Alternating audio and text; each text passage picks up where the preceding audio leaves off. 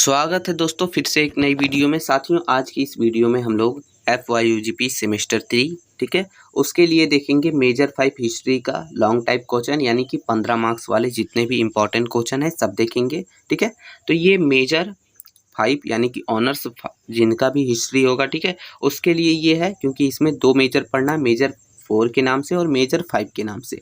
Major 4 का already करवा दिया गया है, तो डिस्क्रिप्शन में लिंक है साथियों, जाके वो देख लीजिएगा। ठीक है, तो ये हम लोग मेजर 5 का देखेंगे। इसमें हर एक क्वेश्चन हम देखेंगे सिलेबस में, सिलेबस के अकॉर्डिंग जितने भी इंपॉर्टेंट क्वेश्चन बन सकते हैं सब देखेंगे, पर हम आपको बताते जाएंगे कि जो ज़्यादा इंपॉर्टेंट है उसको पहले करना है और कब बाद में करना है। ठीक है, तो ये आप देखते जाइएगा, वीडियो को थोड़ा भी हेल्पफुल लगे एक लाइक कर दीजिएगा। चलिए शुरू करते हैं वीडियो को।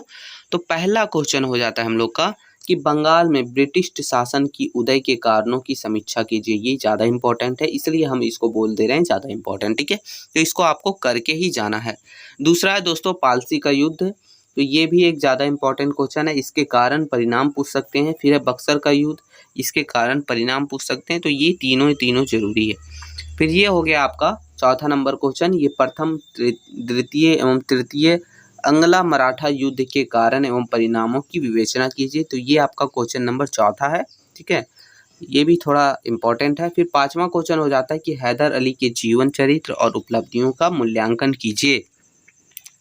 आगे हम लोग देखेंगे दोस्तों क्वेश्चन नंबर छठा बोल रहा है कि टीपू सुल्तान की जीवनी एवं उपलब्धियों का वर्णन कीजिए। तो दोस्तों ये आपका देखिए क्वेश्चन जितने भी ये इम्पोर्टेंट ही लग रहे हैं, जो ज़्यादा इम्पोर्टेंट नहीं रहेंगे हम उसको बता देंगे। ठीक है, ये सातवां जो है इम्पोर्टेंट है लेकिन उतना ज़्यादा नहीं है। ठीक है, तो इसको पीछे कीजिएगा। ठीक है, बोल रहा है कि अंगला अवध संबंधों का विवरण प्रस्तुत कीजिए। तो ये हो गया आपका क्वेश्चन नंबर सातवां।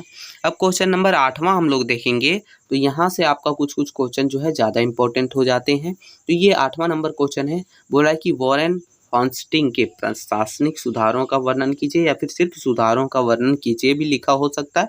तो दोनों एक ही क्वेश्चन है। ठीक है, तो ये आप अच्छे से कर लीजिएगा क्योंकि इसमें से एक आएगा। ठीक है, ये 3-4 में से एक जरूर आएगा। फिर है आपका लॉर्ड कार्नावारिस। ठीक है, तो इसके प्रशासनिक तथा न्यायिक सुधारों पर एक लेख लिखिए, यानी कि इसके द्वारा जो प्रशासनिक सुधार किए गए थे, न्यायिक सुधार किए गए थे, उसके बारे में आपको क्या पता है, उन सभी चीज़ों को लिखना है। ठीक है, उसका फ़ायदा जो भी है हर एक चीज़ को आपको डिटेल में लिखना है, कम से कम 4 पेजों में। ठीक है साथियों, अब आता है हम लोग का क्वेश्चन नंबर 10वां साथियों, जो कि बोल रहा है कि लॉर्ड वेलेजली, ठीक है, लॉर्ड वेलेजली की सहायक संधि नीति पर प्रकाश डालिए, यानी कि उनके द्वारा एक सहायक संधि नीति लाई गई थी, तो उसमें उन्होंने क्या बताया था, क्या कहा था, क्या चीज़ है वो। ठीक है, इन सभी चीज़ों को आपको डिटेल में लिखना है, ये भी इंपॉर्टेंट में से एक है। फिर है कि लॉर्ड विलियम बेंटिक के प्रशासनिक तथा न्यायिक सुधारों की विवेचना कीजिए। तो ये भी इम्पॉर्टेंट है साथियों, मतलब इसमें से ना 2-3 क्वेश्चन तो पूछ ही लेगा। ठीक है, तो आपको टोटल 7 पूछता है ना एग्जाम में, जिसमें से किन्हीं भी 4 का आंसर देना रहता है, तो 7 आपका जितने हम बता रहे हैं उसी में से आएंगे, ये 100% श्योर है। तो अगर आप अच्छे से करना चाहते हैं, अच्छा मार्क्स लाना चाहते हैं, तो वीडियो को पूरा देखिएगा और जितने भी क्वेश्चन बताए जा रहे हैं सब आप क्लियर जरूर कर लीजिएगा। अब हम लोग देखेंगे क्वेश्चन नंबर 12 की ओर दोस्तों। तो क्वेश्चन नंबर 12 मेरा हो जाता है कि लॉर्ड डलहौजी की हड़प नीति का वर्णन कीजिए, यानी इनके द्वारा एक नीति दी गई थी जिनका नाम है हड़प नीति।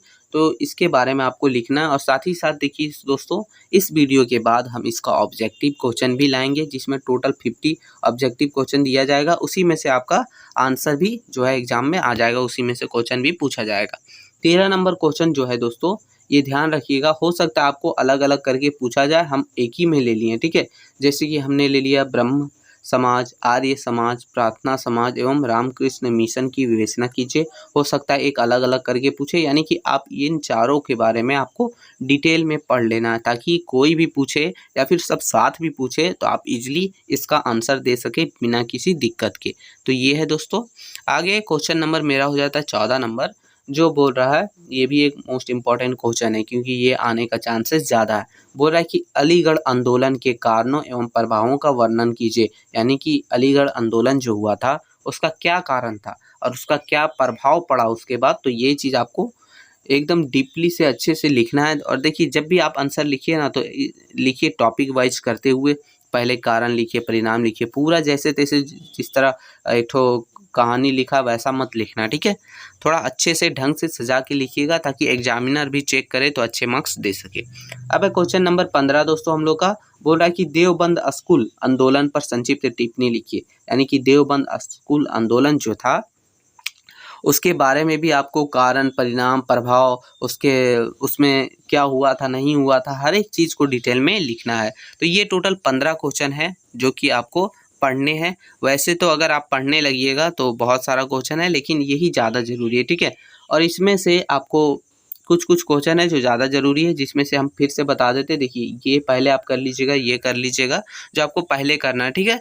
फिर आपको कर लेना है, ये देखिए जितने भी हैं सुधार वगैरह, इनमें से 1 या 2 आ जाएंगे, इसलिए ये सब आपको पहले कर लेना है, ठीक है।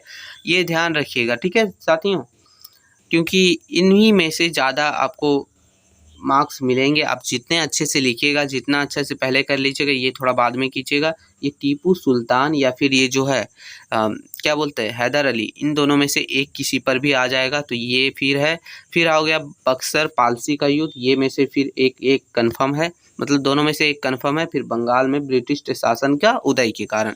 तो ये टोटल हमारे पास 15 क्वेश्चन है जो आपके लिए मोस्ट इंपॉर्टेंट है, और इन्हीं में से आपका एग्जाम में टोटल 7 प्रश्न पूछे जाएंगे, ठीक है साथियों।